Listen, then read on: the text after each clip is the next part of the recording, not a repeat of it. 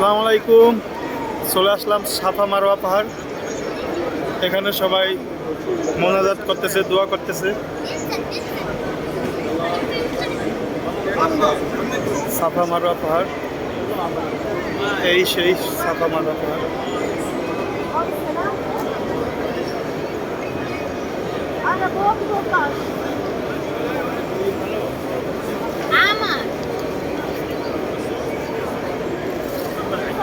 এখানেই 7বার গোল্লা দিতে হয়, যাইতে হইবে আইতে হইবে, পুরো 7টা বার গোল্লা দিতে হয় এখান দিয়েই।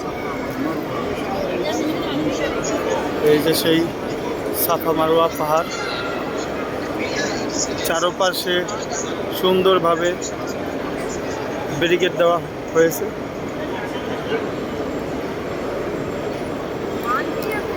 এটা পাথরের পাহাড়, পুরাটাই পাথর।